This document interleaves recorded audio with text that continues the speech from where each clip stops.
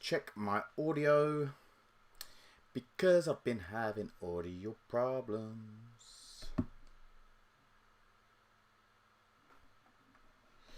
Come on, come on, come on. Can we hear me? Need to check my audio because I've been having audio problems.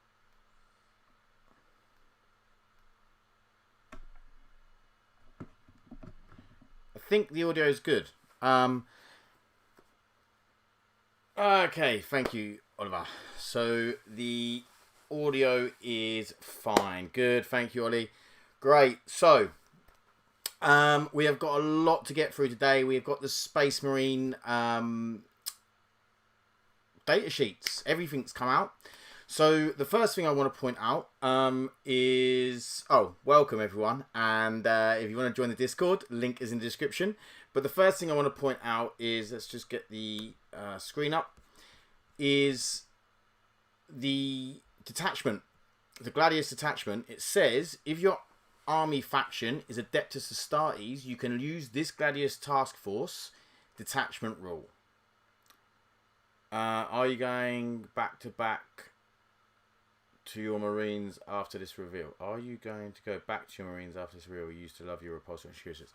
Yeah, Oliver, yeah. So I want to try and use my Marines, my Necrons, and the Votan. Are probably going to be my three main armies. But yeah, I definitely want to be getting the Marines out again and see what we can do and have that like White Scars flavour, because it's all a bit weird at the moment with the detachment rules, but once the codex comes out it will become a bit clearer how we're doing chapters and those sorts of things. But yeah, I definitely want to get the White Scars out and use them.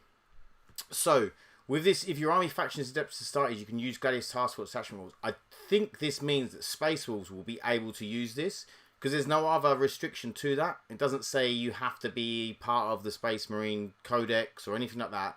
So I think if Space Wolf players don't particularly like their detachment rule, they'll be able to use this, which is good news for Space Wolves, because they got a raw end of the deal from the faction focus.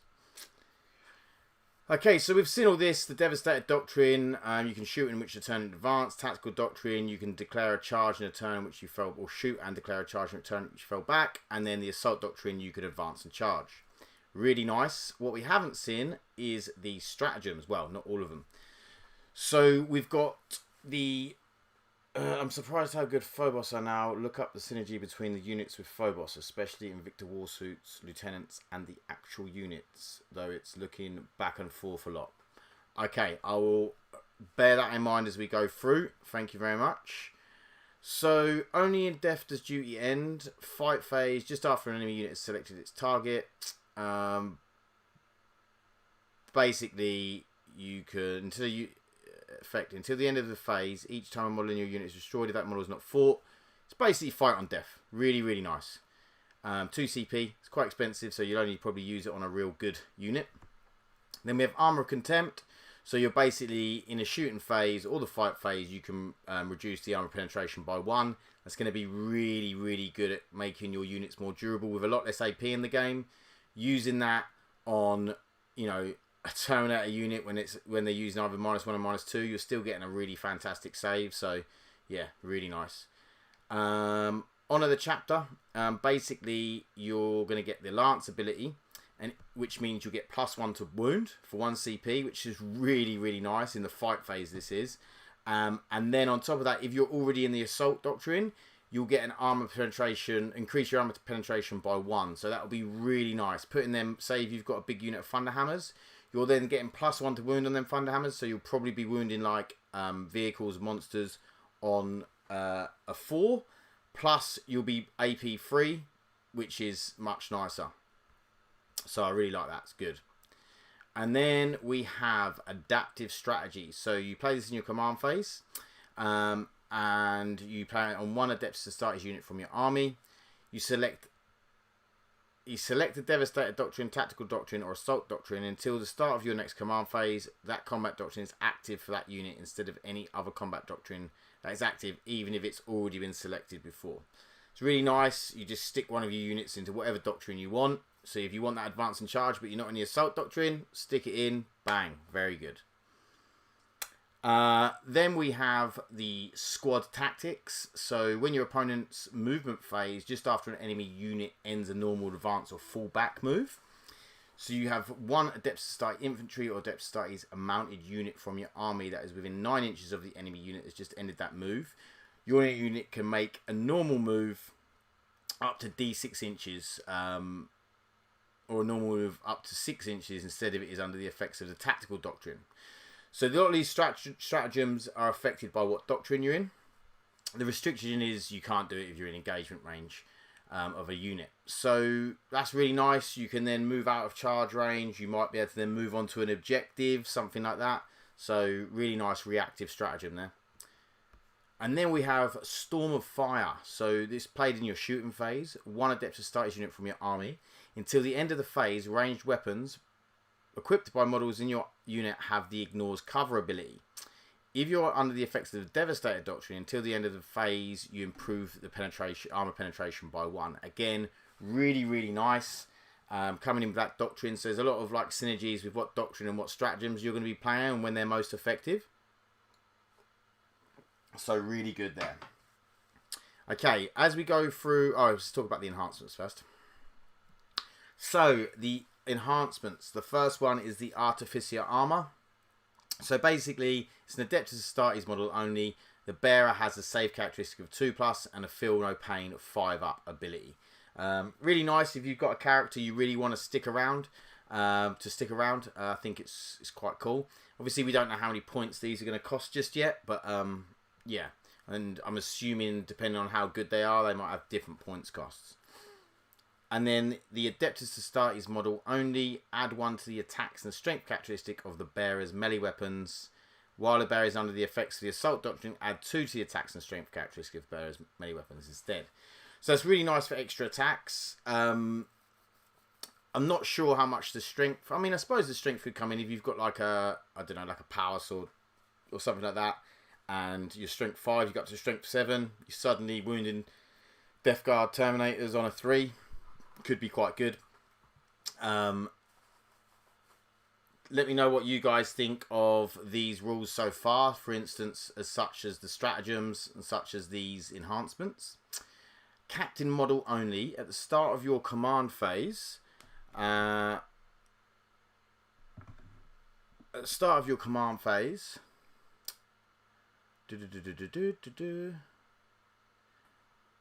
If the bearer is on the battlefield, instead of selecting a combat doctrine to be active for your army, you can select the tactical doctrine. If you do, until the start of your next command phase, that doctrine is active for the bearer's unit only, even if you have already selected that doctrine to be active for your army this battle.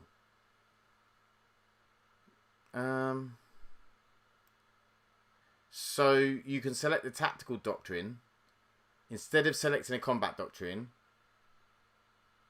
to be active for your army. You can just select the tactical doctrine. If you do, until you start your next command phase, that doctrine is active for the bearer's unit only. Okay. Am I missing something here? Is this good? Because it doesn't seem that great to me.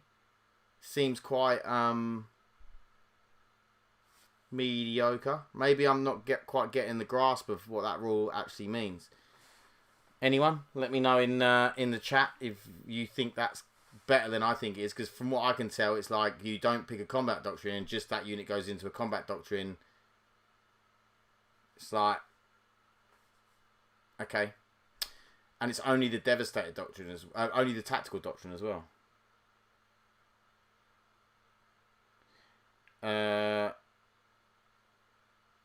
Yeah, so you can use it if it's already been used. Cheers, so yeah, like it's all right, but I think it's probably seems to be one of the worst out of all of these. I think at the moment. Maybe I'm wrong though. Adeptus Astartes model only.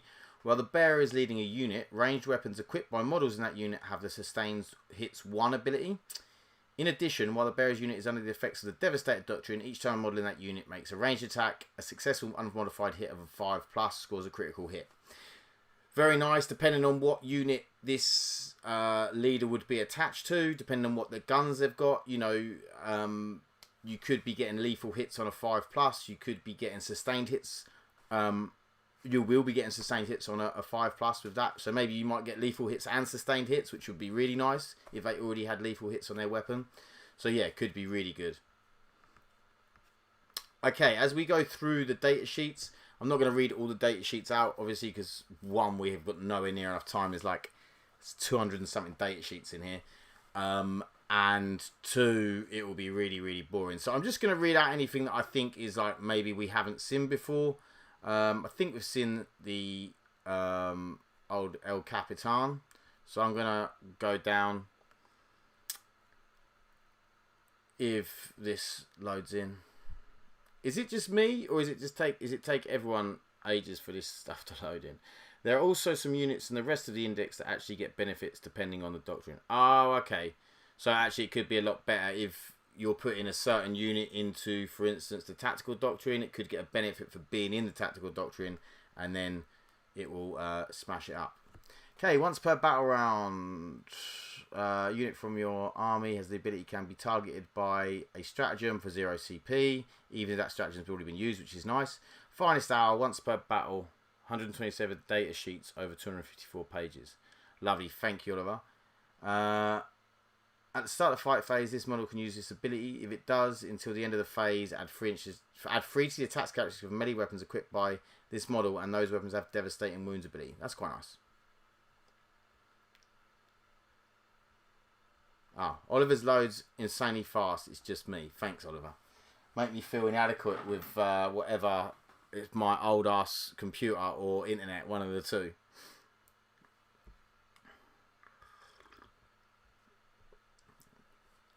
Okay.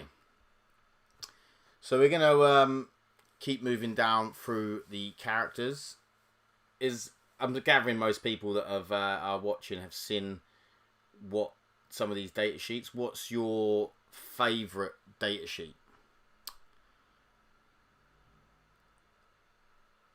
Okay, so the captain in Gravis armor, he has the stratagem as well, and then he has each time an attack is allocated to this model, half the damage characteristic of that attack. Refuse to yield. That's really nice with a 4-up invuln. And he has 6 wounds. Has he got anything new, really? He's got the Relic Chainsaw, the Relic Fist. It's all extra attacks. Relic Blades, extra attacks. Yeah, it's nice. It's like -2, 2 damage, or a lot of 2 damage. Nice. Cheers, Mr. Wybrow. I'm running Windows XP on a HP ProBook. Okay. Yeah, so favourite data sheets that you've seen so far in the Space Marines.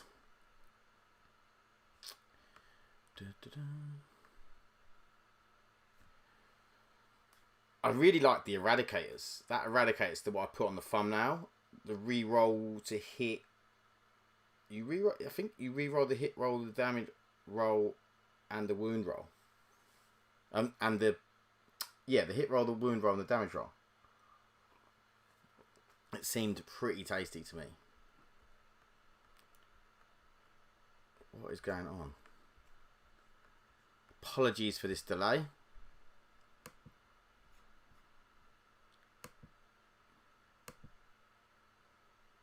Maybe got too much stuff open.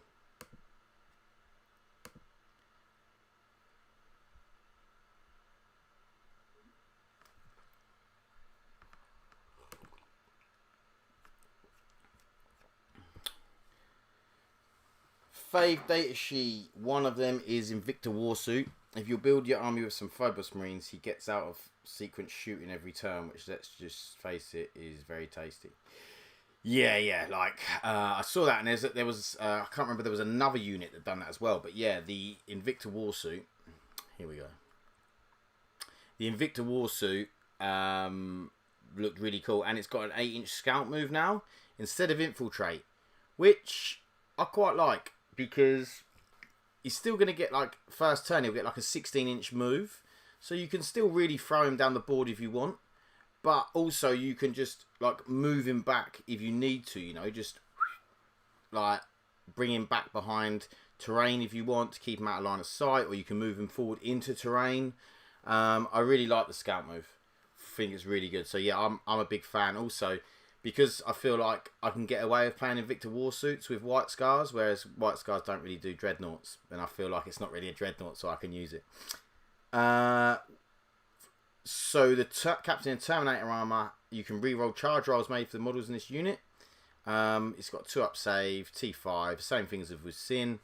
There's nothing here that's like, as we know, the relic shields and the storm shields are giving you an extra wound, so you can go up to 7 wounds. He can be attached to basically any Terminator squads, any sort of Terminator squad, and then he has all of the relic, all of the weapon options. Then we have a normal everyday captain, the poor boy. He's got 5 wounds, he's T4. Actually, it's something the Primaris, or he's not a Primaris chaplain on bike anymore, it just says chaplain on bike, and he's only 5 wounds, and I was like, oh.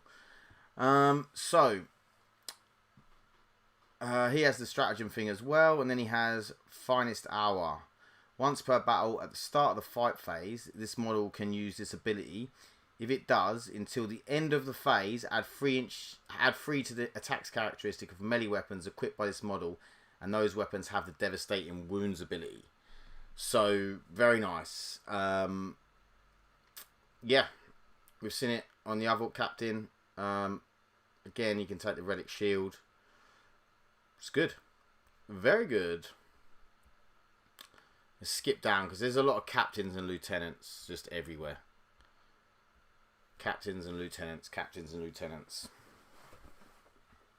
I also quite like the chaplain Cassius. He gives the entire unit devastating wounds on all melee weapons. Very nice. Ashley Kirk says characters with jump packs. Chef's kiss. So we have the captain on bike. Can we see his actual data sheet? No. Oh God. Loading. Important note, they haven't removed legends in units. They haven't removed legends units yet. Units we know to be legends like Boxnaut, Relic Terminators, etc. are all in here. We have no idea of which of these are carrying forwards. I see, yeah. What I'm going to do... Okay, captain on bike. So, 12-inch move. We have swift assault. So while this model is leading a unit, ranged weapons in that model are assault, which is really nice. There's no like restriction to that. It's just whilst he's the leader, all of the weapons in that unit are assault. And then he has rights of battle. Once per battle round, 1 unit from your army with this ability can be targeted by a stratagem, for 0 CP, which you'll see. I really like that. It's very nice. There's nothing in weapons, I think, that's any real difference. Twin bolt gun is twin linked, as you would have suspected. It's only 2 shots, but it is re-rolling to wound. The Inferno pistol, I'm not sure if you've seen that. Strength 8 -4 D3 damage. 1 shot, 6-inch range. Interesting, it's D3 damage. That's a nerf, isn't it?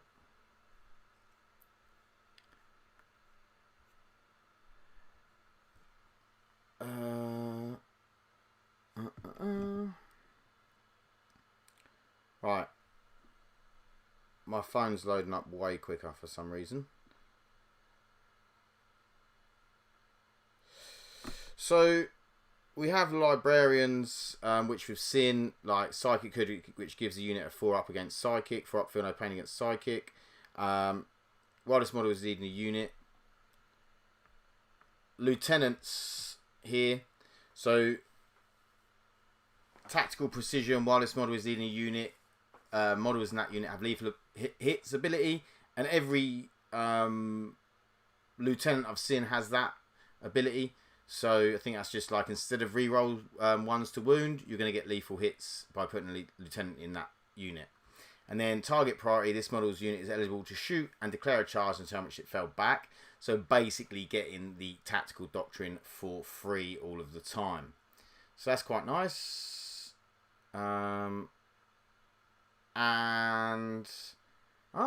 This one says Storm Shield. The bearer has a 4-up invuln. So if he doesn't... So is it only models that already have an invuln, they just get +1 to wound, but if you haven't got an invuln, then the Storm Shield gives you an invuln? Anyone know that? The Primaris and the Stand Librarian have the 4-up invuln for a unit, which is amazing. Much better than the Terminate Librarian, in my opinion. Okay. So this is the Librarian in Phobos armor. I'm just looking at. And then he has used this model. While this model is leading a unit, models in that unit have the stealth ability, and the unit can be targeted by ranged attacks unless the attacking model is within 12 inches. Okay, so this is what George was saying.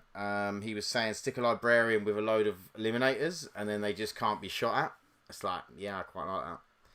So the Lieutenant in Reaver armor, while this model is leading a unit, increase the range of that unit's Terror Troops ability by 3 inches. I haven't seen the Terror Troops ability, but I bet it's got something to do with Battle Shock. While this model is leading a unit, weapons, yeah, so it's just the, as we fought, the Lieutenant ability.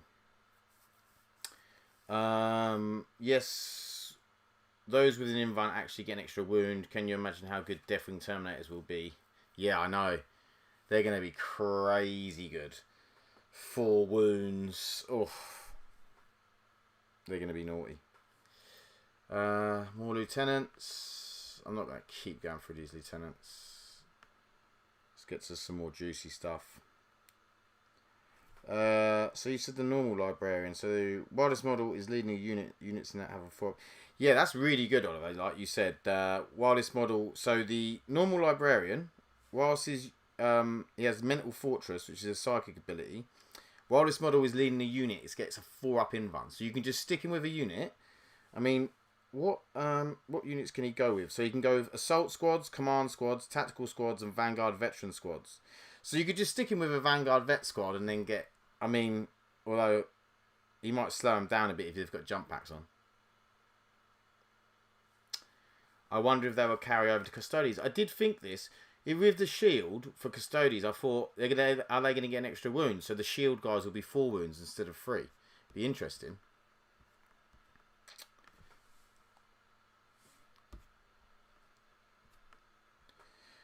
Okay, so we have Primaris Chaplain. They're 4 wounds. Everything else is as you'd expect. The Crozius Arcanum is attacks 5, strength 6, -1, 2 damage. Here he is. Talk of the devil. And then he's got the Litany of Hate. While this model is leading a unit, each time a model in that unit makes a melee attack, add 1 to the wound roll. So, yeah. That's very nice. Like, +1 to wound in melee is just really, really good. And he'll obviously get that for himself as well. So strength 6 +1 to wound. You're wounding a lot of like infantry on 2s then. And then spiritual leader. Once per battle, at the start of any phase, you can select one friendly adept to start a unit that is battle shocked and within 12 inches of this model. That unit is no longer battle shocked. That's really nice. If you get battle shocked and he's within 12 inches of a unit that's on an objective, and you need to hold that objective, it says at the start of any phase in that command. Oh no, because they get thingied at the end of a command phase. When do you score points? That's a good point. But anyway, irregardless, even if you can make them unbattle shocked, you can use stratagems on them, that sort of thing. It's nice.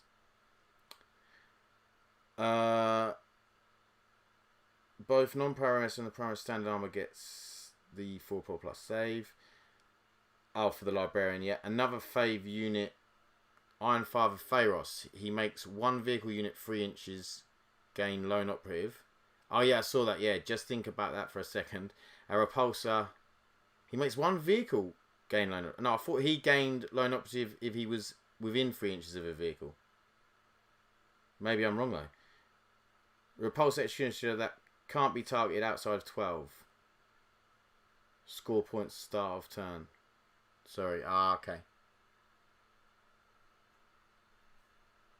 So that means before Battle Shock.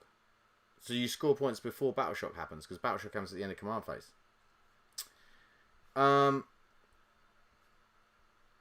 Okay.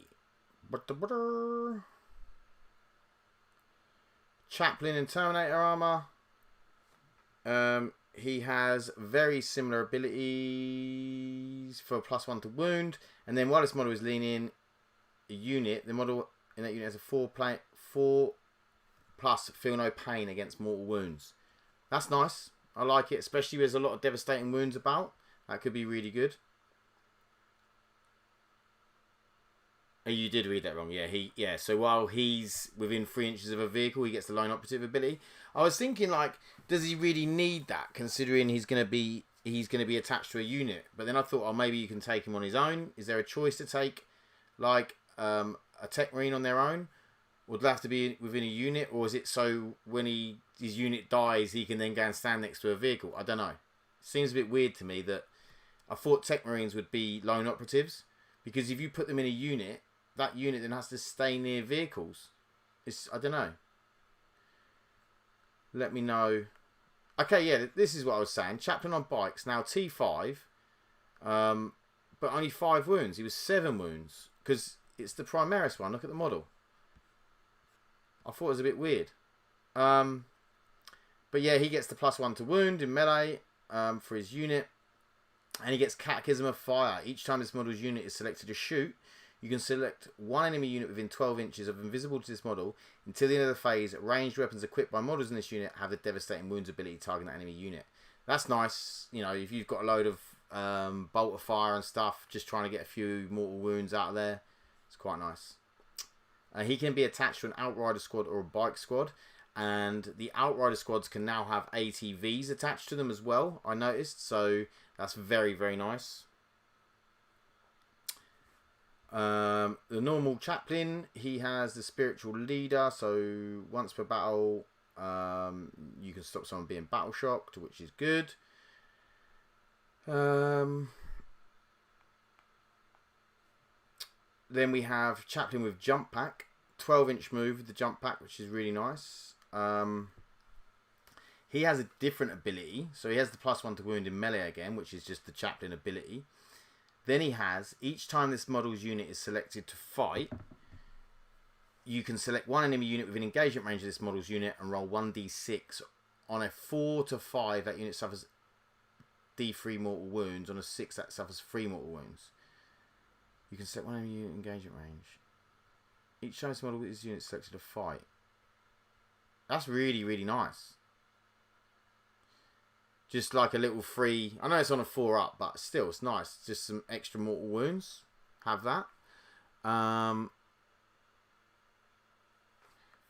ATVs can't be taken in multiples though. Now, yeah, that is true. You can only take one, or you can put them with a unit of Outriders. And Outriders are now 3 to 5, I believe. Oliver said leaders don't need to be in a unit. Okay, so you can take them on their own. Okay, that's interesting.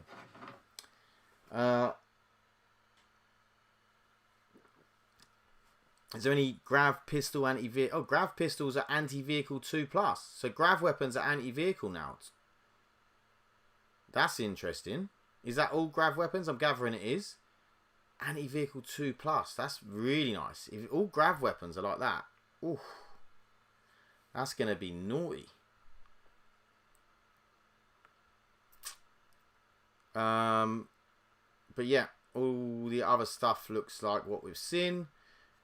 Chaplain with Jump Pack. And then we have the Primaris Tech Marine. So Tech Marine, while this model is in 3 inches, he gets the lone operative ability of a vehicle. While he's free of a vehicle. He has the Omniscion Power Axe, which is 4 attacks, strength 6, -2, 2 damage. And the Servo Arm, which is extra attacks for 1 attack, strength 8, -2, 3 damage. Really nice. The Forge Bolt is quite nice at strength 5, -1, 2 damage, 3 attacks. And the Grav Pistol, anti-2+. All Grav is vehicle, anti-vehicle 2+. Wow. That is strong. That is really good.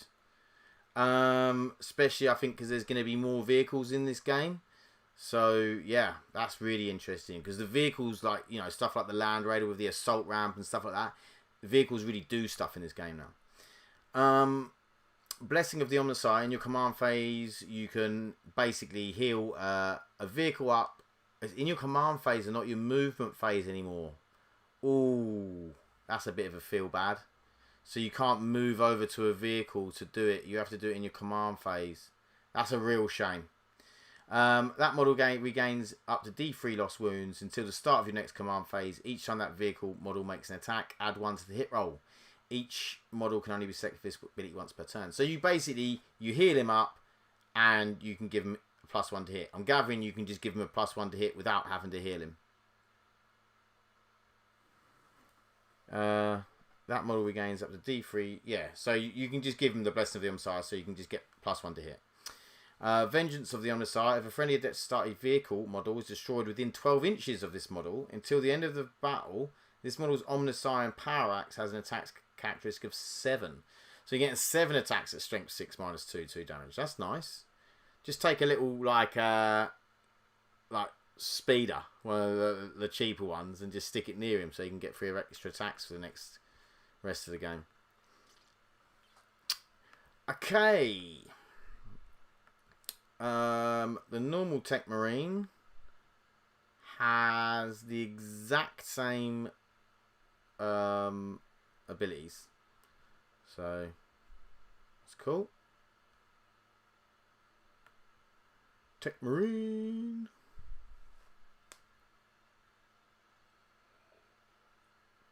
Okay, Servitors, movement 6, 1 wound, T4.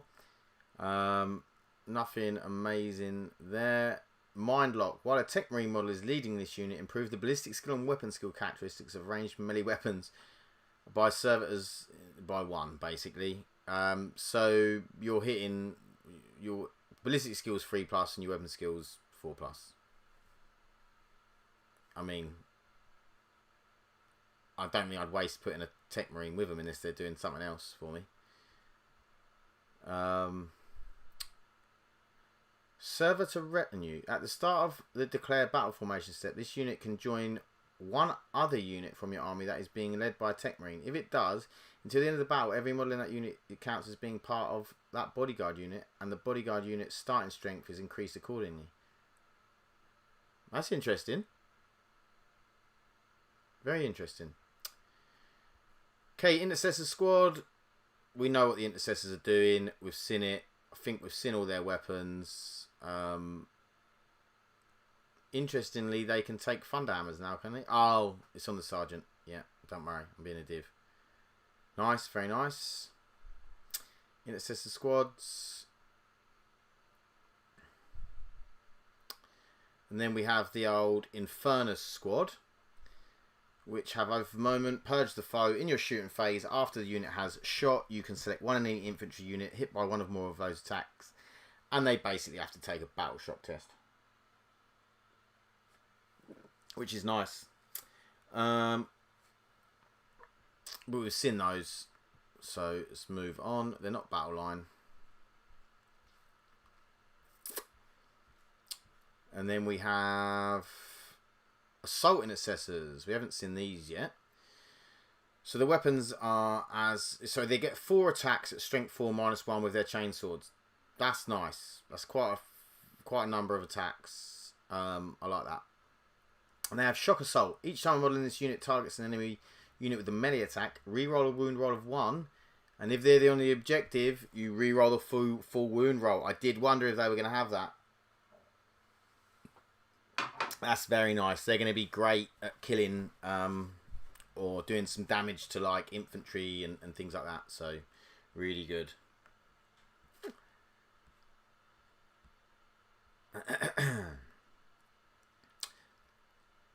Sorry, what do we have next? Librarian with Jump Pack. Librarian has Might of Heroes, 1 enemy model's unit, armor penetration, a characteristic medals by 1. That's nice. Extra AP. Smite is as we've seen. Librarian with jump pack can go with Assault Squad with jump packs, Vanguard Veterans with jump packs. Okay.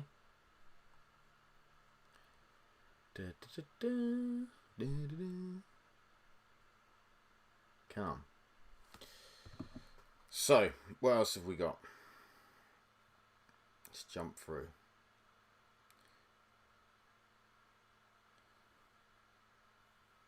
So we've got the Heavy Intercessor squads.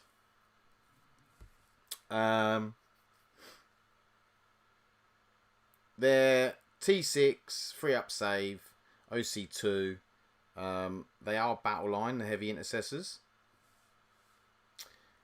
Harley says, Marines look scary, to be honest. I think they look good. They definitely look good. I'm not sure. I don't think they're like Craftworld scary, Eldari scary yet. Although they do look good. I don't think, in fact, I think they're just as good as Eldari. So, the unyielding in the face of the foe is the Heavy Intercessors rule. And basically, any damage 1, you add 1 to your armor save, which is really nice. Makes you a little bit more durable. So, the Lieutenant with combi weapons. So, this is a Phobos guy. He has the paired combat blades, so 5 attacks, and he has anti-Tyranids 4+, sustained hits 1. I think we've seen this guy. And he has the priority objective identified. And once per turn, when an enemy unit's fall back 9 inches of this unit, you can make a normal move. Yeah, we saw this guy. He was in the he's in the box, I think.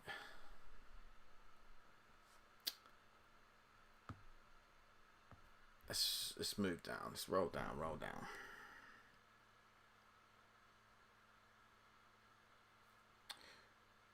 So what's the ancient ability? The ancient has, while this model is leading a unit, add 1 to the objective control characteristic of models in that unit. It's nice. Keep the banner high. While this model is leading a unit, each time a model in that unit makes an attack, add 1 to the hit roll. If that unit is below starting strength, add 1 to the wound roll. Oh no, add 1 to the hit roll if it's below starting strength, add 1 to the wound roll if it's below half strength. Okay, Infiltrator Squad. One of my favourite Marine units in 9th. I'd never took a Marine army without infiltrators. I will say though that whilst a lot of flavour has gone from the overall army detachment rules, every unit has much more flavour. Yeah, I see that. Yeah.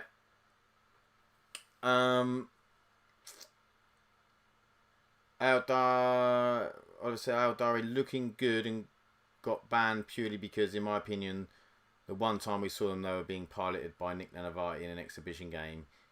He's one of the world's best. Yeah. Also, I just think we've got to wait and see everyone's rules before you start banning like armies. Ancients give +1 OC, yeah, to every model. Mr. Goody Goody Gumdrops. I'm wondering, can aggressors be even more broken? We'll see. We'll see. Okay, so the infiltrators have very similar rules. You can't set up reinforcements within 12 of them, which is great. Their marksman carbine is heavy, so they get +1 to hit if they stay still. 2 attacks, strength 4, 0 AP, 1 damage. And then their close combat weapons, they're getting 3 attacks. They're alright. They're nice. Then the Helix Gauntlet gives them a 6-up Feel No Pain ability.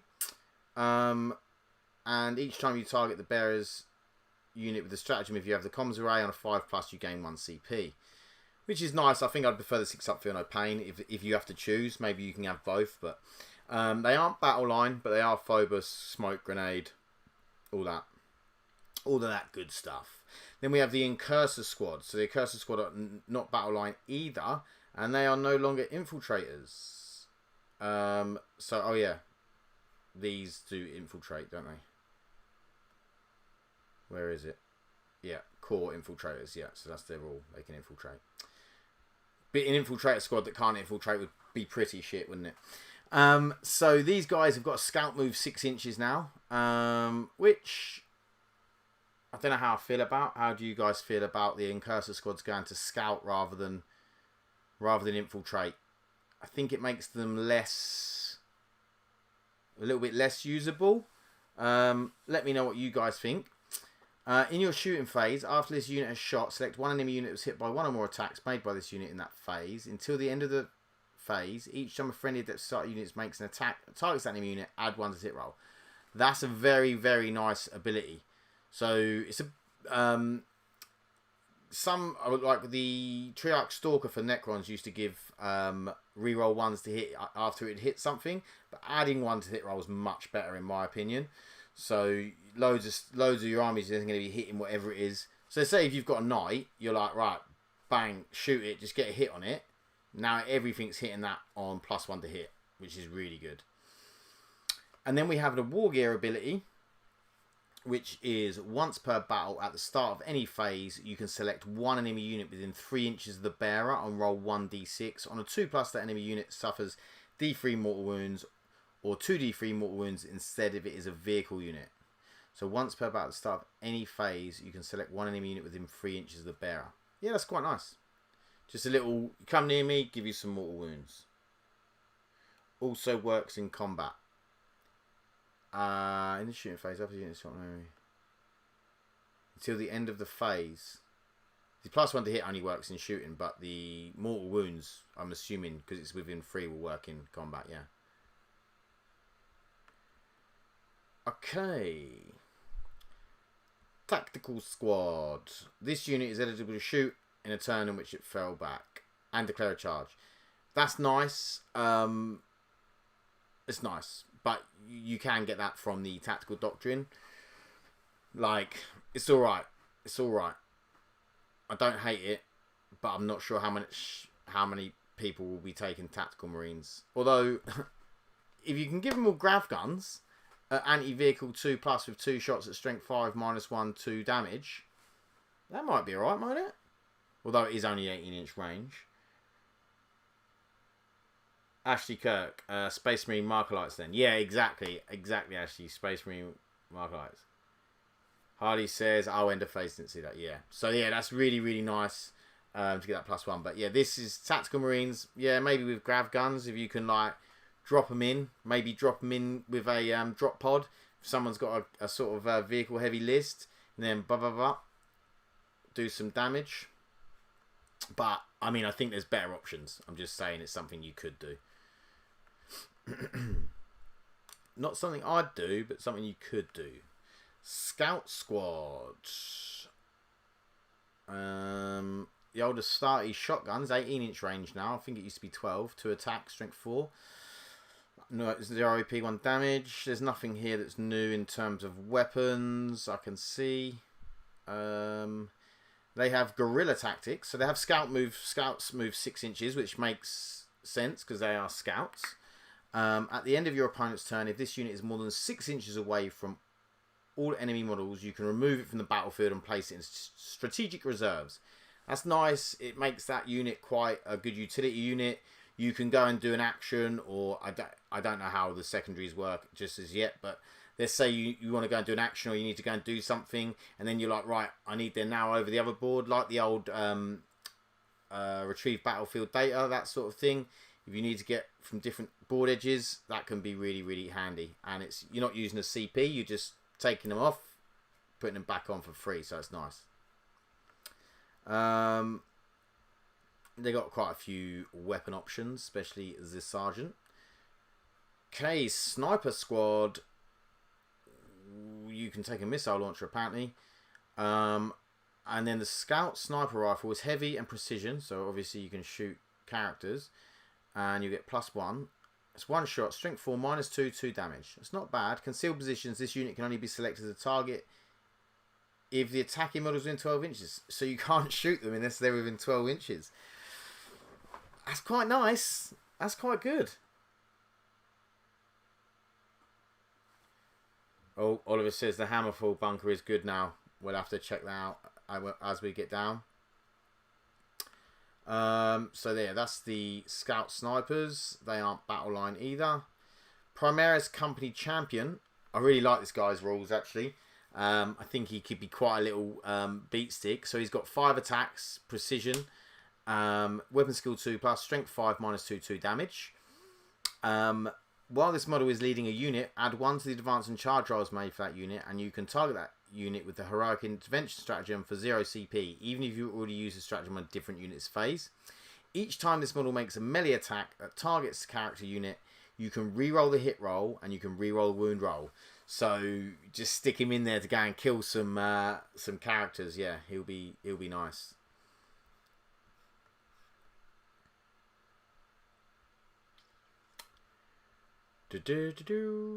And he can go with Assault Intercessor Squad, Blade Guard Veteran Squad, Inferno Squad, Intercessor Squad, and Stern Guard Veteran Squad.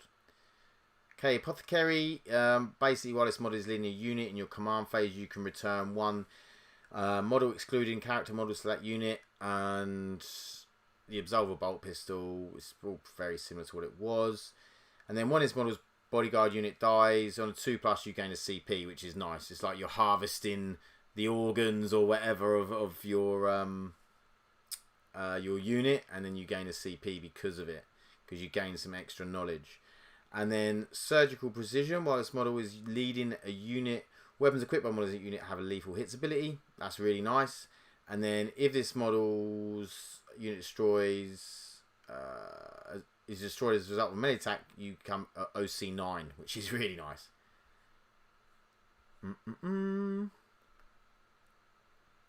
Ready to see 15 Scout Snipers. Yeah, that isn't very stealthy. I mean, that's going to be murders. Like, just stick them at the back, like near the back of the board with 36-inch range, and they can't be shot within 12. It's like, oh, that is a bit obnoxious. So while this model is add 1 to objective control, and you get 4 no pain when you're in range of objective marker. Well, this model is a range of objective marker,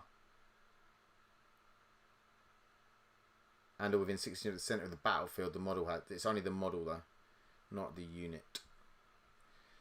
But yeah.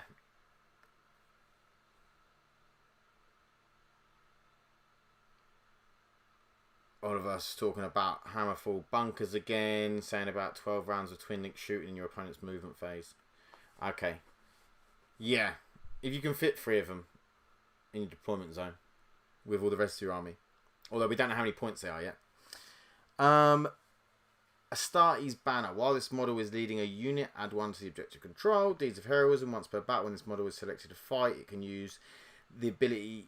This ability, if it does, at the end of the phase, add 1 to the attacks characteristic of melee weapons equipped by models in that unit. Nice. +1 attack.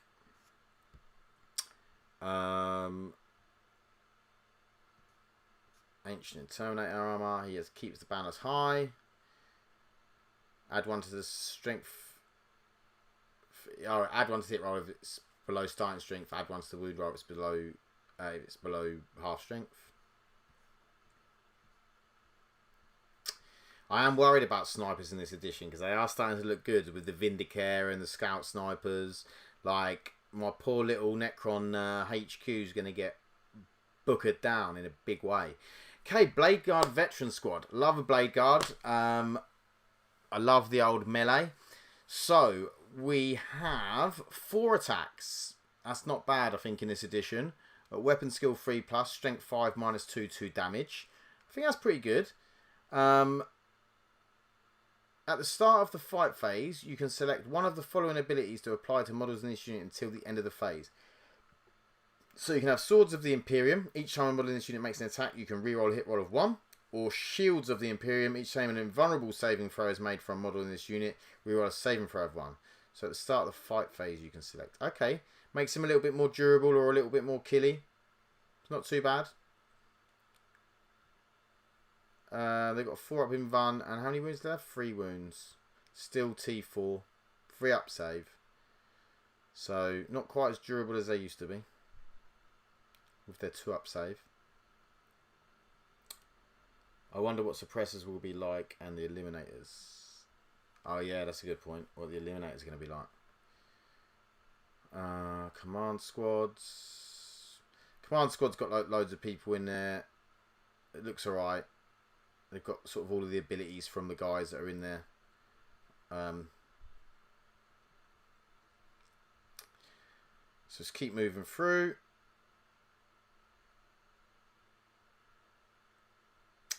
Then we have a Vanguard Vet Squad. So Vanguard Assault. Each time a unit ends a charge move until the end of the turn, melee weapons in that have lethal hits, which is quite nice. Yeah, not bad. And then if they have Storm Shield, they get a 4-up invuln.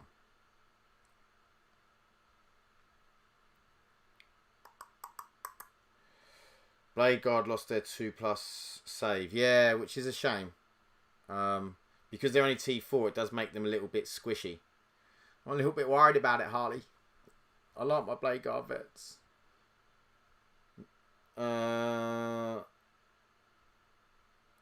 Vanguard veteran squads with jump packs. So they have the Vanguard Assault again, exactly the same. They get the lethal hits. I don't know what heirloom weapon is. Is heirloom weapon now just their weapon? Can they not have the choice? Hang on. Let me go and have a look on the other side of their data sheet. Any number of models in each place with one of the following. So Storm, they can have grav pistols. So they just have an heirloom weapon. So Vanguard vets no longer can take thunder hammers. They're just all called heirloom weapons. And they're 4 attacks at strength 5 -1/1 damage. Well, they're going to be shit, aren't they? I mean, strength 5 -1/1 damage isn't bad in this edition, but... And they're going to get lethal hits on the charge, but I don't know, I just feel like, why are they taking all of the options away from Vanguard vets? Maybe because they were being used too much, I don't know. But, seems a shame. Tell you what, I can see grav pistols being put on them, though. Harley said, yeah, they got nerfed. Yeah, they got nerfed in a big way. Like...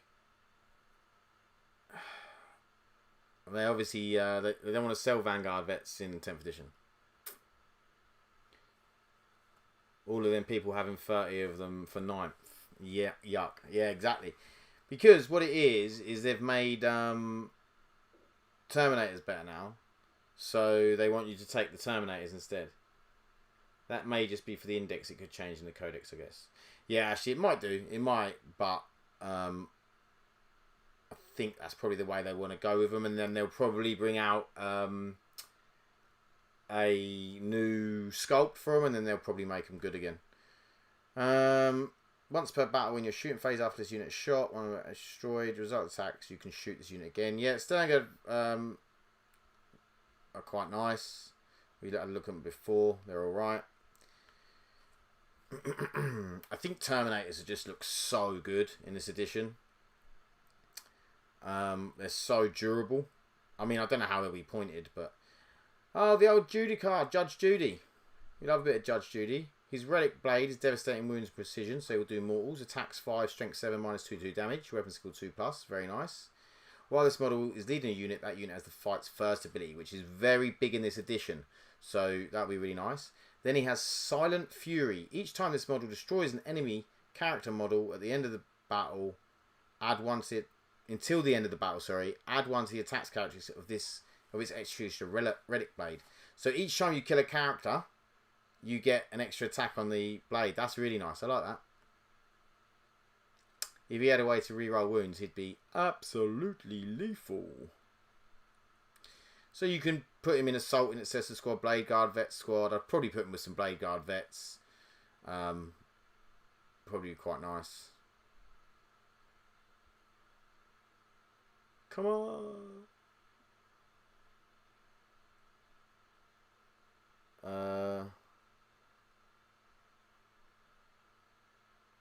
Are you thinking about, Harley, are you thinking about running Terminators for the old Grey Knights?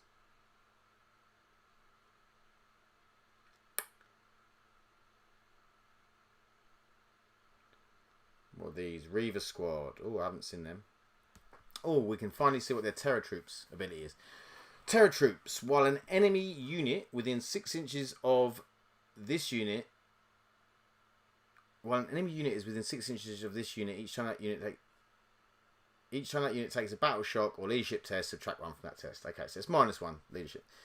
And at the start of the fight phase, each enemy unit within engagement range, 1 or more units, must take a battle shock test. Okay, so that's nice. They're using the whole fear thing. It's Reavers, they're meant to be scary.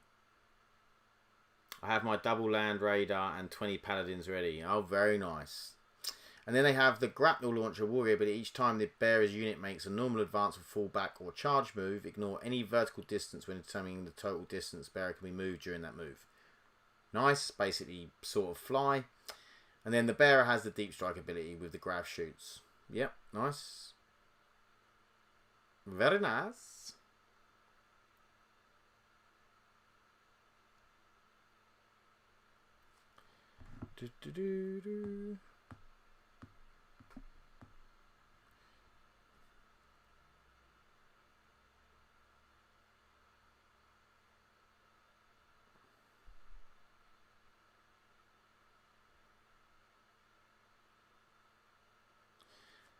Then we have,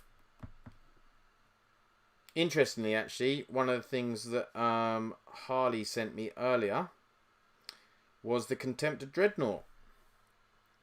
So the Contemptor Dreadnought, his weapons are, as you'd expect, you know, the multi-melter and the Keris pattern assault cannon. It's got devastating wounds because it's an assault cannon, but it's strength 7 -1 damage. It's alright.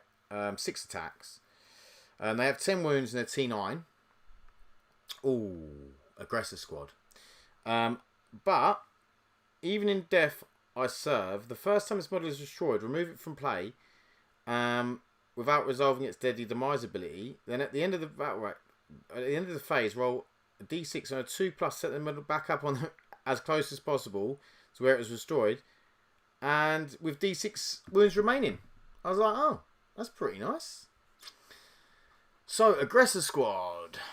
Auto Bolt Storm Gauntlets, so these are the 3 attacks, re-rolling, and then we have the Flame Storm Gauntlets, ignores cover, Torrent, which is Flamer, and re-roll wounds, twin linked. Ooh, d6 +1, strength 4 minus, no minus, and then 1 damage. They have a 3-up save. Each time a unit makes a ranged attack that targets the closest eligible target, improve the armor penetration. Oh, so the Flamers would be strength 4 -1, 1 damage, reroll into wound. Yeesh. Oof. And then Power Fist has got 3 attacks, strength 8 -2, 2 damage. Weapon skill 4+, but you are rerolling to wound with that, which is nice. Yeah, I like it. It's 12 shots, strength 7, AP 1 damage with Oath and Mortals. Then comes back on a 2+. Yes. Why 12 shots with the 6 shots with the Keris pattern and assault cannon? He doesn't have 2 of them. He has 1 combat claw and 1 Keris pattern. So it's only 6 shots, strength 7, AP 1 damage.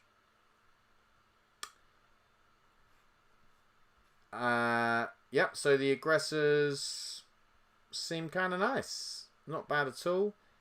The Flamers, what were they? 12-inch range. 12-inch range, yeah. And then the Gauntlets are 18. Still pretty close. But yeah, not bad. Can take 2 cannons, can't he? No, he can't. Well, not that I've ever seen. Hang on, let me have a look. This model's multi-melter can be replaced with a Keris assault cannon. This model's equipped with a combi bottom. No. So he can only take either a multi-melter or 1 Keris pattern assault cannon. A Terminator Assault Squad. Here we are, the big boys themselves. Movement 5, T5, 2-up save, wounds 3, 6+ leadership, OC 1. So we have a Thunder Hammer, which has got devastating wounds, strength 8, -2, 2 damage. Twin Lightning Cores, which is strength 5, -2, 1 damage. But they're twin linked. Tax 5, so you're rerolling to wound. Strength 5, they're really nice. I tell you what, I like the Twin Lightning Claws. They're good. It's a toss up between, I think if them and Thunderhammers are the same points. It would be a toss-up, depending on what you're going to. So we have the Teleport Homer, which we've seen before. You can use the Rapid Ingress strategy for 0 CP.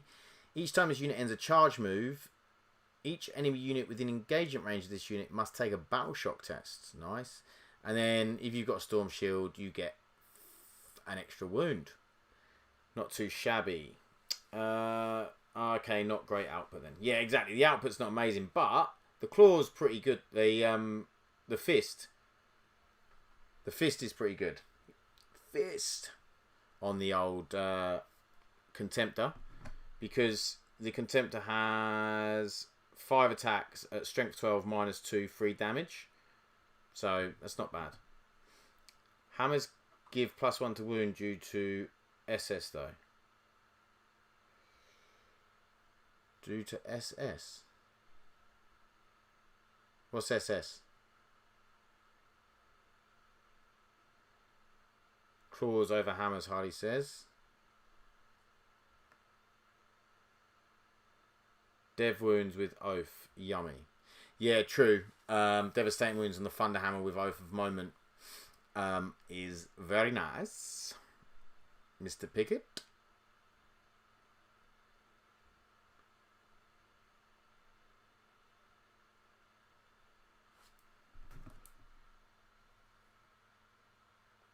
And devastating wounds with the assault cannon is quite nice on the Contemptor as well.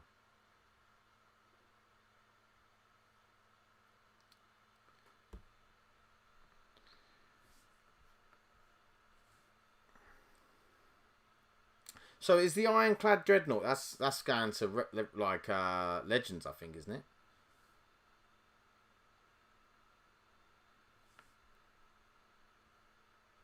The Redemptor Dreadnought looks good. So it's only movement 8. Was it movement 8 before? I thought it was more than that. So Duty Eternal, it has the -1 damage. So each time an attack is allocated to this model, subtract 1 from the damage of that attack, which is really nice. It is the only rule it's got. Like, it's got 12 wounds, so 1 less wound, I believe, than it did have before.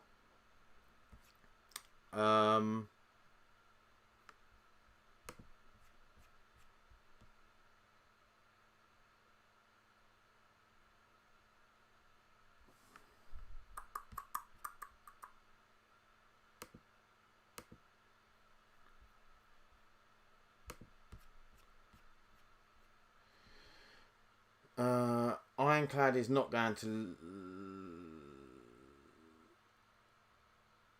The hammers give you a... Oh, okay, I get what you mean. You get an extra wound. Sorry, I thought you meant +1 to wound, as in when you hit, you get +1 to wound. You mean you get an extra wound from having the Storm Shield. Sorry, yeah.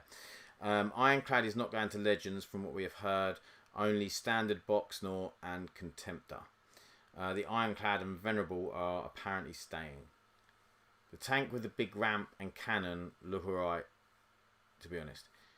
Who's the tank with the... What's this? What tank with the big ramp and the cannon?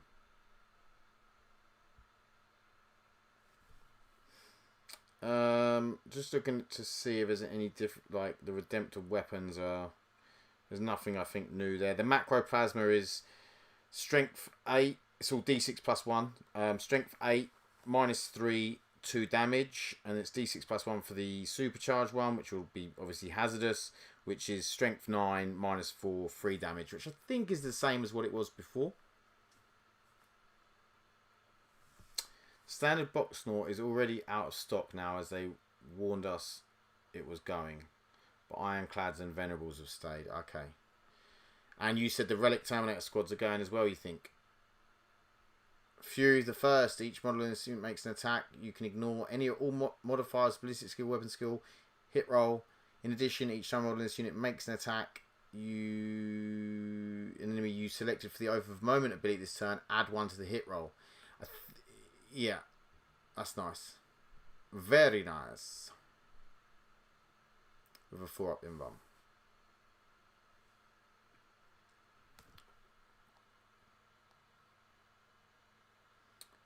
What are we thinking about the Brutalis Dreadnought, guys? Do we like it? Do we like it? It's very similar to the, obviously the Redemptor in terms of its stats. But it has Brutalis Charge, Relic Terminator Squads, Contempt of Dreadnought, and Standard Books Dreadnought all going, along with most Horus Heresy stuff. Cheers, Oliver. Each time this model ends a charge move, select one enemy unit within engagement range of it and roll 1d6. On a 2 to 3, that enemy suffers d3 mortal wounds. On a 4 to 5, that enemy suffers 3 mortal wounds. And on a 6, that enemy unit suffers d3 plus 3 mortal wounds. That is a really cool rule. I like the Brutalis a lot. AP2 sweep can be very useful. Yeah, so we have Brutalis Fists, which is twin linked, which is 6 attacks. Strength 12, -2, 3 damage. And then we have the Brutalis Talons, which is 6 attacks, Strength 12, -2, 3 damage as well. But then you can do the Sweep, which is 10 attacks, Strength 7, -2, 1 damage. Yeah, that's nice. So you can take the Brutalis Fists for... it can be replaced with Brutalis Bolt Rifles. It can be replaced with 1 Brutalis Talons. Okay. So the Centurion Squad. 4-inch movement. Well, I don't need to see any more rules. They're dead, aren't they? So Centurion Bolters. I know, Oliver Pickett, you love a 4-inch movement on a unit, don't you? Toughness 7. They are pretty tough at toughness 7. 2 up save. T7 2 up save. Can we get past the fact that they're like super slow? 4 wounds. OC2. Leadership 6+. So Centurion Bolters. Strength 4, 0 AP, 1 damage. 24-inch range. Twin melter guns. So you can get 1 shot out of twin melter guns. And then twin flame ignores cover, torrent, and twin linked. That's quite nice. 12-inch. That's what I'd be taking on him, is the twin flamer. If I was taking him, depending on points. And then 3 attacks with the siege drills. Oh, I don't see much point in the standard Redemptor now. Brutalis does much better in melee and Ballistus better in shooting. Okay. But are either of them -1 damage though, Oliver? So 3 attacks. They're twin linked. 3 up weapon skill. Strength 10, -2, 3 damage. It's not bad. It's only 3 attacks though. If that was 4 attacks, I'd be down. I suppose if you have, say, 3 of them, it's 9 attacks. Maybe an extra one. Is there a sergeant? It doesn't say there's a sergeant. Don't know why there wouldn't be a sergeant anymore. Melee weapons equipped by models in this unit have sustained hits 2. Okay, so if you do get an explode, you get an extra 2. That makes up for the 3 attacks. Only when targeting monsters, vehicles, or fortification units. But that's alright, because that's, you know, probably what you want them to go into realistically anyway. Yeah, they're alright. It's just that they only move 4.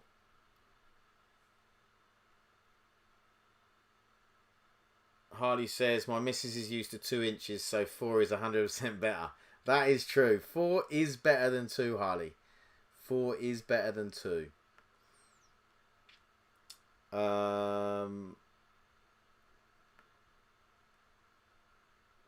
Centurion Devastator Squad also move 4.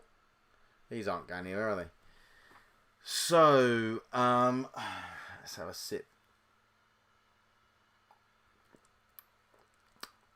They got twin las cannons, which are twin linked with 1 shot at strength 12, -3, d6 plus 1 damage. They're just not. Oh, there is a grav cannon on there though. 3 shots at strength 6, -1, 3 damage. That could be nice. It's 24-inch range. Oh, 24-inch range. That could be good. I don't hate that. Each time a model with this unit makes a ranged attack, re-roll a hit roll of 1. If the target of that attack is an enemy unit within range of an objective marker, you can re-roll the hit roll instead. That's not bad. I don't hate it. Centurion Fists, strength 5, -1/2 damage, weapon skill 4+. It's alright. They're a shooting unit, but yeah, it's alright. What was it? How many for the grav cannon? 3 attacks per grav cannon. Do you take 2 grav cannons? Can you take 2 grav? Is that 6 per guy? Any number of models can be replaced with one Centurion bolters will be replaced with 1 Centurion missile launcher. Any number of models can have their grav cannon replaced with one of the following. So grav cannon is just equipped. This model is equipped with a grav cannon and Centurion bolters and Centurion fists. Okay. Yeah. You get 9 shots of a unit of 3. Might be alright. The Invicta Tactical Warsuit. It's the one Mr. Winfield's been talking about. Haha. See, just as I said above, so terrible. Assault ones, I think, are much better in a transport. Yeah, I mean, can you stick them in a Land Raider and then throw them out? That might be alright. So, the Invicta Tactical Warsuit. The Invicta Fists, melee, strength 5, strength 14... Sorry, attacks 5, strength 14, -2, 3 damage, hitting on freeze. That's not bad. The Iron Hail Heavy Stubber is rapid fire 3 with twin linked. That's not bad.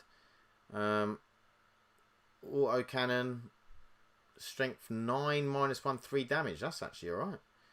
Incendium Cannon is D6 +3, strength 6, -1, 1 damage. I quite like that. I like that a lot. And then we have the Heavy Bolter, which has sustained hits 1. Doesn't have the pistol ability anymore. 36-inch range.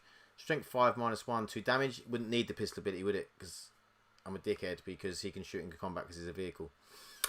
Yeah, I like that. It's a good stat line. So, combat support. This is the one that Oliver was talking about. Once per turn in your shooting phase, when a friendly Adeptus Astartes. He is T8. Is T8 any good? He's still getting absolutely creamed by melters, but melters are pretty short range now anyway. But sorry, I'll go back to that. Adeptus Astartes. So when a friendly Adeptus Astartes Phobos infantry unit within 6 inches of this model is selected as target of an attack, this model can use this ability. If it does, then you can, after it's finished shooting, you can shoot back at that unit, not at any other unit. I like it. It's good, especially if you're going to Phobos. I should imagine for like Raven Guard, these will be really good with loads of Phobos units and stuff like that. Could be awesome.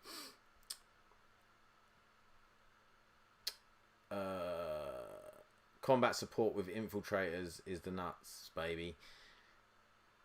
Yes, actually, that's a good point. Infiltrators, and I don't leave home without infiltrators, so you're right. That would be really nice.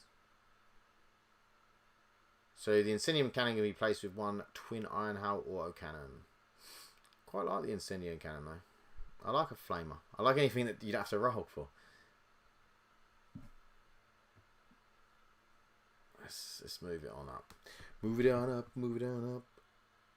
I didn't realise how many like storm speeders or speeders they made. There's so many of them.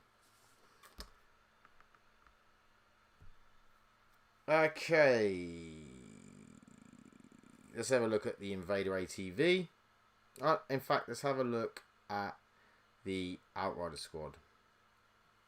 So basically, the only ability the Outrider Squad has is that you can add 6 inches to the movement. So it's got the turbo boost when you advance. What's this? It's just a normal old Dreadnought. Wisdom of the Ancients. Friendly. Adeptus Astartes units within 6 inches of this model. You can reroll a hit while I run each time you make an attack, which is really nice. It's a bit like having a captain there, isn't it? It's very, very nice. T9 as well. 8 wounds. It's cool.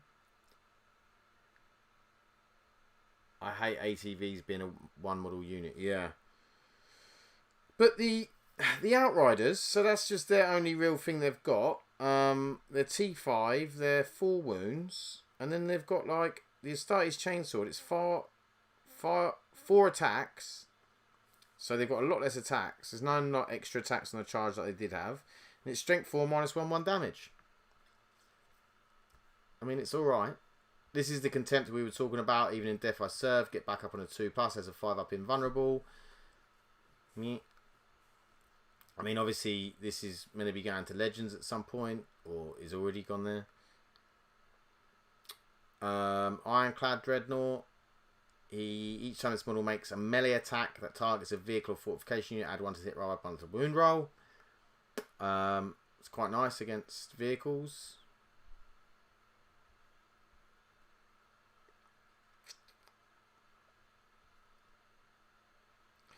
So the ATV. So the Redemptor, we talked about the Redemptor. You know, it's got -1 damage. It's nice. The weapons are alright. It's cool. Has the Walker keyword as well, which does actually mean something. There are certain rules that affect walkers. And then the Brutalis, as we said, mortal wounds on the charge. I really like this guy.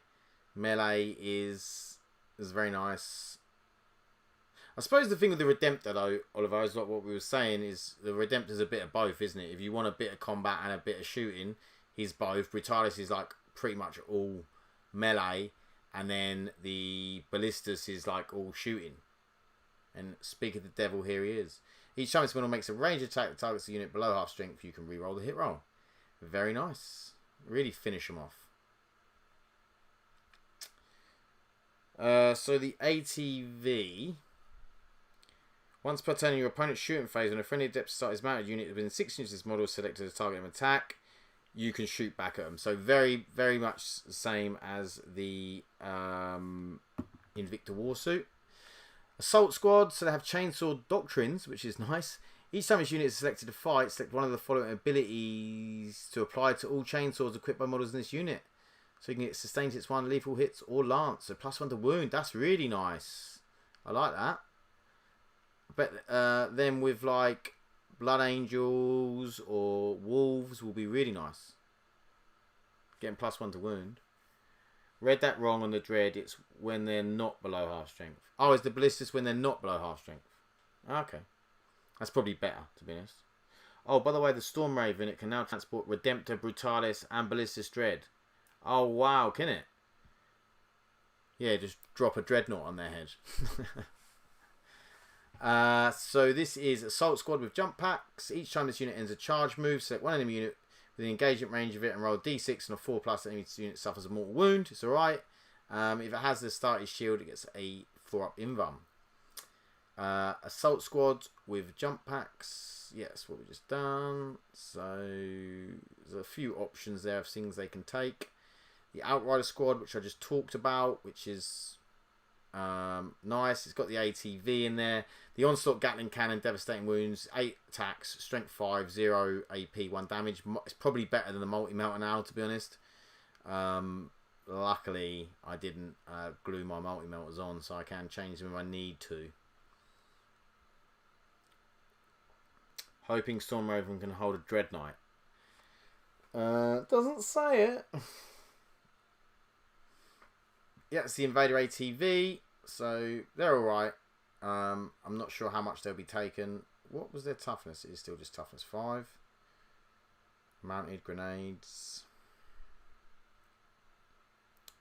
So many data sheets. These are the normal bike squad, so they have the turbo boost thing as well. You know, they're fine.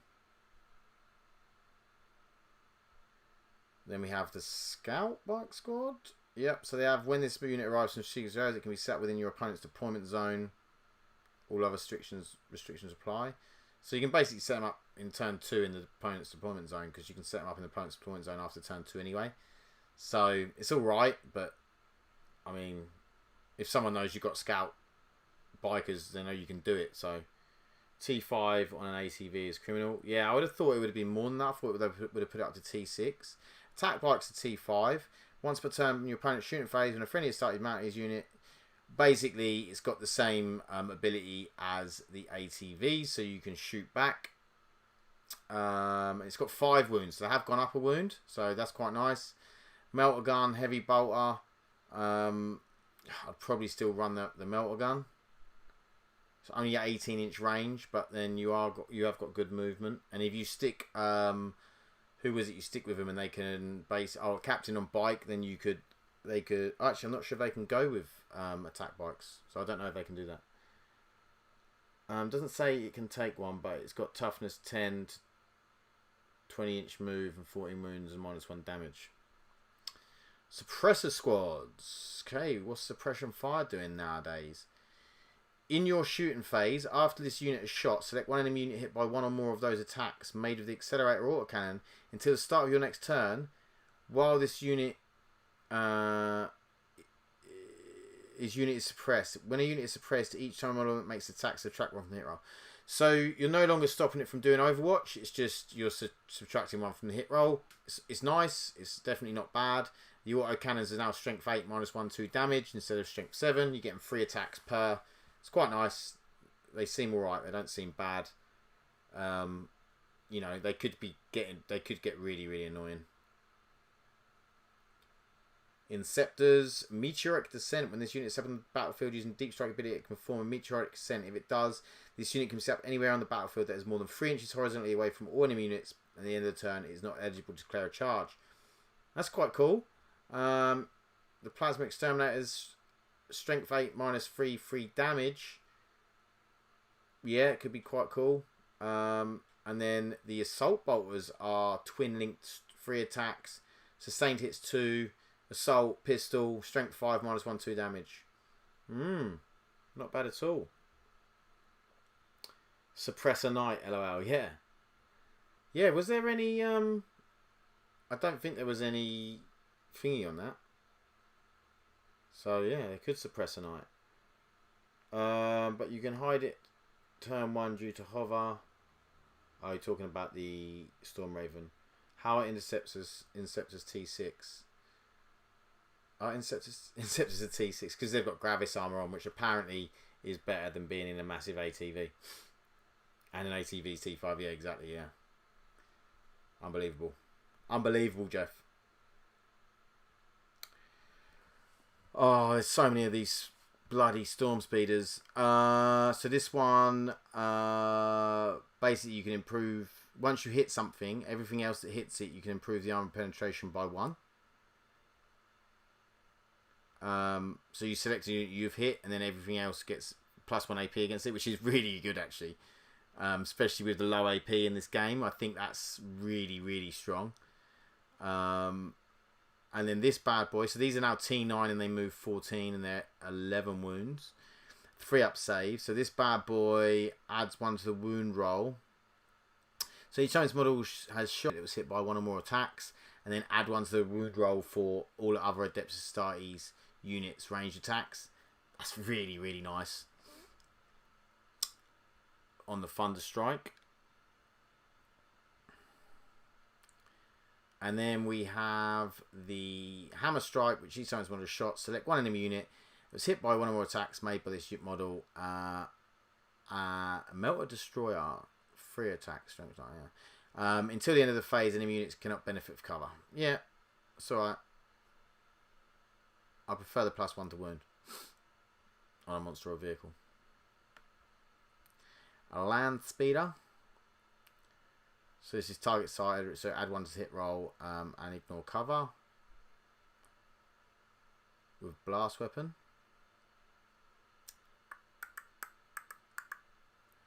One of each speeder it is, yeah, quite possibly. Strafing Enfilade. Each time a small ends a normal move, you can select 1 enemy unit, excluding monster or vehicles, and on a 4+, that unit suffers a mortal wound. Yes, alright. So many land speeders. Land speeders for days. Land speeder Typhoon. Fire and redeploy in your shooting phase each time this model has shot. If it is not within engagement range of any enemy units, it can make a normal move up to D6. Basically got fire fade up to D6 inches. If it does so into the end of turn, it's not eligible to declare a charge. So you can basically fire and fade it. It's just that it's a bit random. And then it's got the Typhoon launcher and Typhoon missile launcher, which are okay. Let me know if I'm missing anything, guys. Anything like really good. Hellblasters look pretty normal. They're strength 8 -3/2 damage if they supercharge. For the chapter, each time model in this unit is destroyed on a 3+, do not even play. The destroyed model can shoot after the attacking model is finished. So basically you shoot back. Any hazardous tests taken for that attack are automatically passed. It's triggered even when a destroyed model is a result of failing hazardous tests, meaning such a model may be able to shoot twice in the same phase. Nice. That's quite a cool rule. I like that on the Hellblasters. Makes them very effective because even if they get shot, they can shoot back. And here we are with the Eliminator squads. So T4 free up save. The Instigator bolt carbine. So they haven't got all of the different... you could choose like loads of different options, couldn't you? So you've got the bolt sniper rifle and then the Instigator bolt carbine. Both precision. The bolt sniper rifle is heavy. So it's 36-inch range. Strength 5 -2, 3 damage. Oof. Instigator bolt carbine is 1 shot, 24-inch range. Strength 4 -2, 3 damage. It's taking the bolt sniper rifle, wouldn't you? And then the Las Fusel is strength 9 -3, D6 damage now, which is nice. And then they've got some random combat. Reposition undercover in fire. In your shooting phase, after this unit is shot, if it contains a Eliminator Sergeant equipped with an Instigator bolt carbine, that's where you take the bolt carbine, this unit can make a normal move. If it does so until the end of the turn, this unit is not eligible to declare a charge. And then mark the target each time this unit remains stationary until the start of your next movement phase. Ranged weapons equipped with this model have the devastating wounds ability. They're gonna be good. They're gonna be good.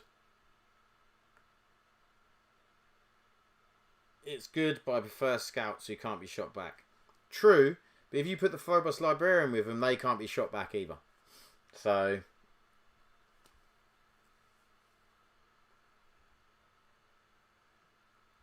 they're much of a muchness. But you have to pay, obviously, the extra points for the Phobos Librarian, so I do see what you're saying. Okay. Eradicate Squad. These boys are pretty good when you're up against a monster or vehicle. Each time a ranged attack made by a model in this unit targets a monster or vehicle, you can re-roll the hit roll, the wound roll, and the damage roll. So this is melters. I mean, they're only 8-inch range. You're going to have to drop them in, or you're going to have to get them out of a vehicle. Move after shooting, they won't be shot back either. Yeah, true. You can move. Yeah, with the eliminators. Yeah, the points different. Probably quite big, Oliver. So multi-melter or the melter rifle. Strength 9 -4 D6. The melter rifle you're hitting on 3s, but you've only got 1 shot. The multi-melter you're hitting on 4s, but you've got 2 shots. Yeah, these could be good as like a get 5 of them out of like an impulsor. Move it up, get 5 out, shoot some vehicle or monster that you want dead. They might be nice as like just a little unit to have there. Work though, as they will have the heavy dev wounds and damage free. Worth though, because yeah. Well, yeah.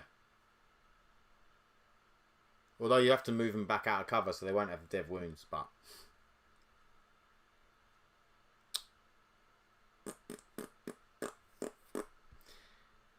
Devastator Squad. So you have a Signum, which each time this unit remains stationary until the start of the next movement phase. Ranged weapons equipped by models in this unit have ignores cover ability.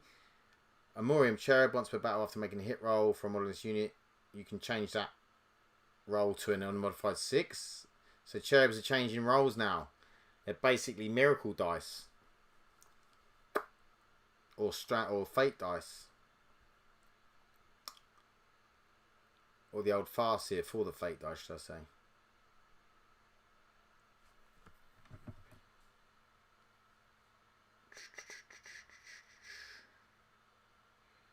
You move after you shot with them, so you'll have to dev wounds when you shoot. When you shoot, then you move. Yeah, but say if you you shoot, you move back, and then you're going to have to move back out to then shoot again.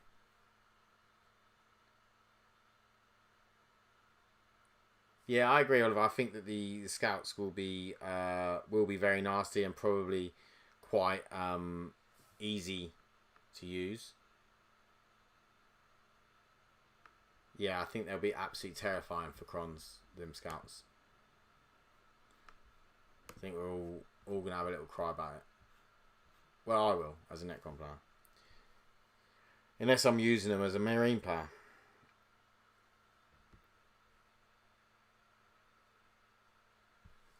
Okay, I'm going to read out the Desolation. I'd like to show you on here, but for some reason it no want to play. Oh, here we go. Desolation Squad. It's just what I wanted. So, movement 6, T4, 3 up save, 2 wounds, 6 up leadership, OC1.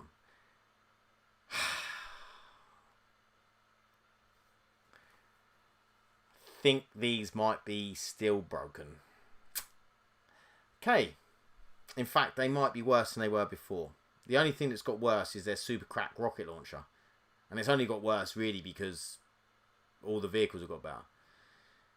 So, their Castellan launcher is blast and indirect fire. 36-inch range, which is too much. D3 shots, too much. Free up, hit on a free up, strength 4, 0p, 1 damage. Right? Then they have the super crack rocket launcher, which is heavy, so you get +1 to hit. So it's hitting on 4s, but it's going to hit on 3s if they don't move. It's 1 attack, strength 10, -2, d6 +1 damage. I haven't got a problem with the super crack rocket launcher. Great. Venga launcher, blast indirect fire, d6 attacks, hits on a 2+, strength 7, -1, 2 damage. Now, targeter optics. Each time this unit remains stationary, which you don't need to move if you're shooting out of line of sight, until the start of your next movement phase, ranged weapons equipped by models in this unit have the ignores cover ability. So the ability you're getting from being hit out of line of sight, it ignores it. And can ignore the penalty to their hit rolls when making attacks with indirect fire weapons against targets that are not visible. So GW went, oh yeah, we've made this rule up so that indirect fire isn't as obnoxious, but we're going to give it to these because fuck the lot of ya. I mean, honestly, what dickheads. So, like Harley said over here, obviously with oath rerun to hit, rerun to wound, they're going to be unbelievable. You can then get a speeder to look at a unit, to shoot a unit and hit a unit, and then gives them an extra and gives them AP1 on it. I mean, from D3 +3 to D6 +1 is okay, but that's more hits in potential, and they don't have an indirect hit penalty. Yeah, exactly. Or a speeder given +1 to wound. Yeah, that would also be pretty tasty. I just don't understand. Like, I'm hoping in the codex that they sort this out a little bit, because it's just too strong. It's too strong against armies like, you know, there's certain armies out there that it's just too much. There's too many shots. If they made that Castellan launcher one shot each, I'd be like, okay, fair enough. Cool. You know? It also depends how many points they are, but they're not going to be too expensive, are they? They really are just so good. No wonder people take 20. Yeah, they're like the super crack isn't going to be as good in this edition, admittedly, but the Castellan launcher, it's just, and the Venga launchers, they're just too good. Stop it. Stop giving people stuff that's just no interaction, where they can just obliterate shit out of line of sight and you can't do anything about it unless you're playing very certain quick armies. Slow armies, they can just sit there and just bombard you all day, and you're just like, oh my god. Especially when you can stick Oath of Moment on something and you can just reroll to hit, reroll to wound. You've got 3 Desolation Squads, just reroll to hit, reroll to wound, get extra AP from like a land speeder or whatever. It's just too much. That's my 2 pennies worth. 30 of them and some speeders with Oath you tabled in 2 to 3 turns. Yeah, exactly. Although I did have a look at the Thunderfire Cannon. The Thunderfire Cannon does actually look pretty good as well. So you get D6 +4 shots. It's blast and indirect fire. Strength 5, 0 AP, 1 damage. You're hitting on 3s. So you have the Tremor Shells rule. It's 48-inch range as well. So in your shooting phase, after this unit has shot, if an enemy infantry unit... I'm just waiting for this to clear up so I can read it properly. If an enemy unit was hit by one or more attacks made by units by a thunder fire cannon in this phase, until the end of your opponent's next turn, that enemy unit is shaken. While the unit is shaken, subtract 2 from move characteristic, advance and charge. That's a really strong ability to slow, like if you're playing against a really sort of rush melee army, if you can hit any infantry unit and just slow them right down, it is a big thing. So yeah, that could be quite a useful utility. And again, it's D6 plus 4 shots, so it could have quite a few shots, but you're getting the benefit of cover. So you'll be getting +1 to your save, and it's -1 to hit, so I'll be hitting on 4s. You'll be hitting on 4s with it. That, I'm like, okay, I can live with that. You know? That's not completely going to ruin the game. 30 Desolation Marines is. Might as well take 3 of them as well. Well, yeah, you could, but I just don't think they're doing... I mean, I don't know how many points they are either, but I don't think they'll be doing what the Desolation Marines are going to be doing for you. The Firestrike Turbo Turret, basically, you can Overwatch on a 4+. With this, which is pretty nice. And it has 3 shots with its cannon, which is rerolling the wound roll, strength 9, -1, 3 damage. And then it's got a las cannon, which is strength 10, -3 d6 +1 damage.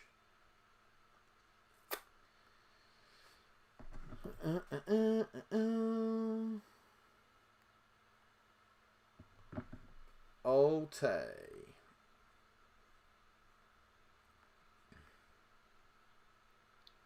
I think we're nearly there.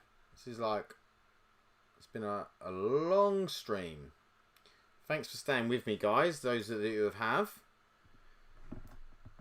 Let's see what else we've got here, because this is taking a while to load. Okay, so we've got like the Hunter, which basically, when it targets a monster or vehicle, you hit on an unmodified roll of a 2+, which is nice. The Stalker, each time you target a model with the Overwatch stratagem just after an enemy unit that can fly starts or ends a normal advance or fall back move. When resolving the stratagem, in addition to shooting that enemy unit, you can select 3 additional enemy units within 24 inches that can fly. Wow. That's quite nice. What's this? It's the Hunter.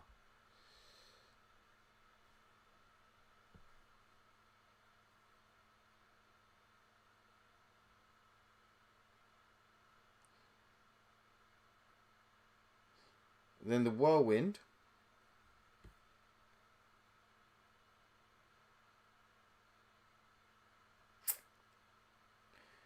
The Whirlwind is pinning and bombardment in your shooting phase. So this is obviously in direct fire as well. In your shooting phase, after this model is shot, if one or more of those attacks made with its Whirlwind Vengeance Launcher scored a hit against the enemy unit, they have to take a battle shock test.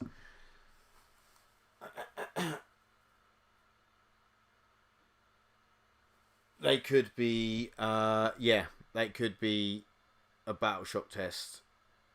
So you're shooting out a line of sight, you could end up taking stuff off of objectives, so that could be really nice. Dan says, have you looked at suppressors yet? Has the stopping Overwatch? Could be key. They haven't got stopping Overwatch anymore. The suppressors are now, when they hit you, if you're an infantry unit, you then become -1 to hit. So, yeah. Not as good. What was this? This is the Whirlwind. Yeah, it's the Whirlwind I just talked about. The pinning bombardment. So hit against an enemy infantry unit and you take a battle shock test. The Whirlwind Vengeance Launcher as well is D6 +3. It's 8 attacks -2 damage at 72-inch range. So it will be hitting on 4s if you're not in line of sight. That Whirlwind is nasty with Oath. Yeah, definitely. I mean, to be honest, that is one of the problems, isn't it? That all of this stuff, like with Oath of the moment, you don't need to be able to see anything. You can just pick something on the battlefield. and then you can just shoot the crap out of it with all this indirect fire. And those two things lining up together is, you know, Oath of Moment, I think in itself is a really, really strong rule.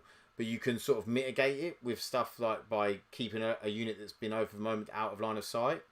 But you can't if you're up against a load of Desolation Marines, Whirlwinds, Thunderfire Cannons. Like, it's just going to be... Old Malik's going to have a field day. He'll have his Imperial Fist back out with all the Whirlwinds. He'll have Desolation Marines.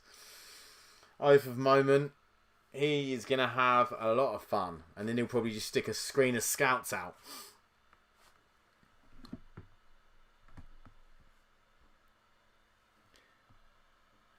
Okay, then we have Predator Destructor. So Destructor, each time the model makes a ranged attack, targets infantry unit, improve the armor penetration of them attacks by 1. There it is.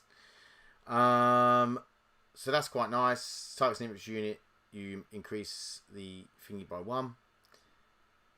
Predator auto cannon's got strength 9, -1 free damage for attacks. It's quite nice. What's visible?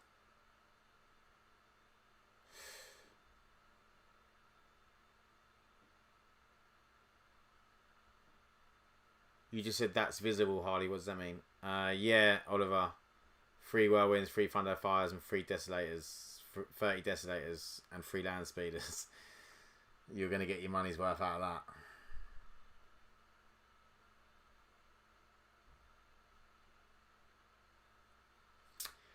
So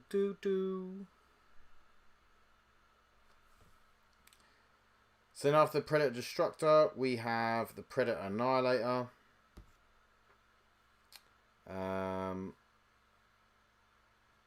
Each time a ranged attack with model is allocated to a monster or vehicle, you can reroll a damage roll of 1.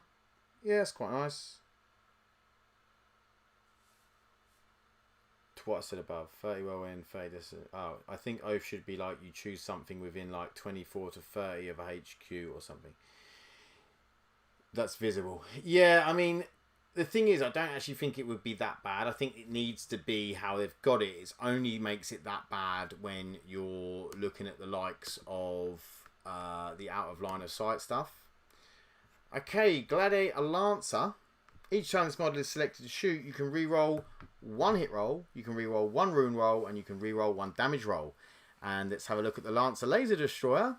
It's 72-inch range, 2 attacks, strength 14, -4, d6 plus 3 damage. That is nice. That is nice. That makes that gun nice and reliable. Really good. So I'm gonna just read some of the other stuff out while this is loading in.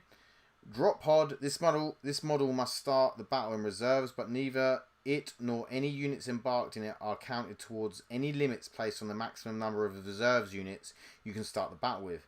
This model can be set up in the reinforcement step for your first, second, or third movement phase, regardless of any mission rules. Any units embarked within this model must immediately disembark.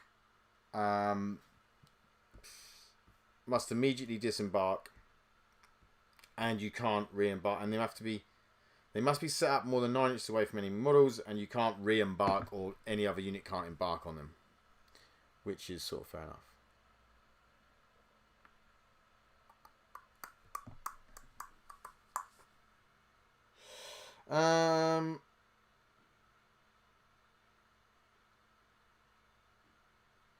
More speeders, some flyers.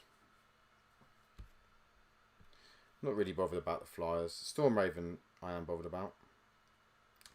So Storm Raven, each time an attack is allocated to this model, subtract 1 from the damage characteristic of that attack. So it's -1 damage, which is nice. And it's not bad. And then you can transport 12 Adept Society's infantry models, 1 Dreadnought model. Each jump pack, Wolfen and Gravis or Terminator model takes up 2 spaces. Each Centurion model takes up 3 spaces. So it's got quite a good transport capacity. And then we've got the Valiant, which is each time this model makes an attack with a twin las cannon and targets the closest eligible monster or vehicle that unit is +1 to hit, or add 1 to the hit roll, which is nice. The Reaper's actually quite nice, so I want to get that up here as well. So the Hammerfall Bunker. While an enemy unit is only within engagement range or one or more fortifications from your army. While an enemy unit is only within engagement range of one or more fortifications from your army. That unit can still be selected as a target of a ranged attacks, but each time such an attack is made, unless it's made with a pistol, subtract 1 from the hit roll. Models in that unit do not need to take desperate escape tests to falling back, while battle shocked, except for those moving over enemy units to do so. Ceramite cover. Each time a ranged attack is allocated to a model, if that model is not fully visible to every model in the attacking unit because of this fortification, that model has the benefit of cover against that attack.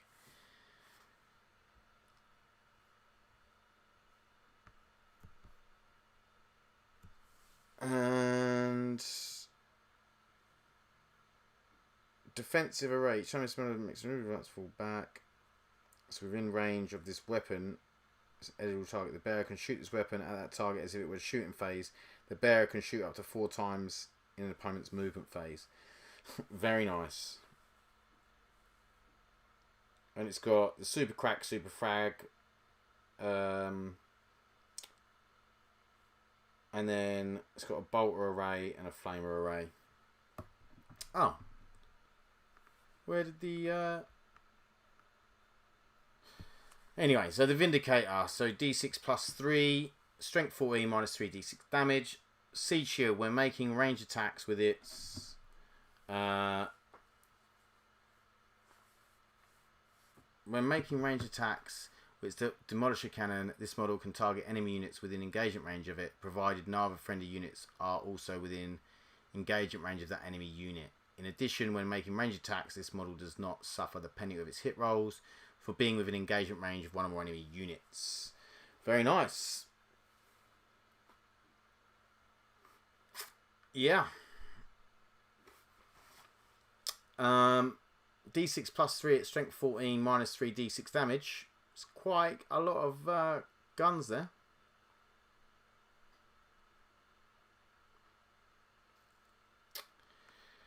Oliver says only 30% of the Leviathan orders are going to be honoured. Oh dear. There's going to be some upset people. They do tend to do this, old GW.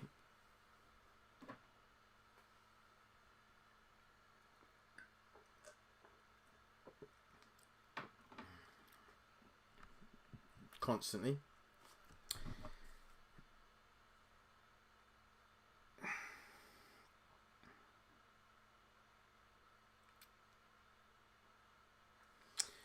Okay, guys, I think because this computer's taking forever to load, we're going to leave it there. There's some more characters and stuff to go through, and obviously you've got the Repulsor and the Land Raider, but the name character's cool. Corsaro Khan's really cool. I haven't managed to look for them all, but I hope you enjoyed this stream, and I hope you enjoyed the video if you watched it after the stream. We will be doing more as data sheets are released. So what is the Gladiator Reaper like? The Gladiator Reaper's good, Dan. Each time a unit disembarks from this model, we know what the assault ramp does. That Land Raider's good. So yeah, basically, I am gonna love you and leave you here. But I hope to see you in the next stream. And yeah, join Discord, join the chat. We'll speak soon. Bye.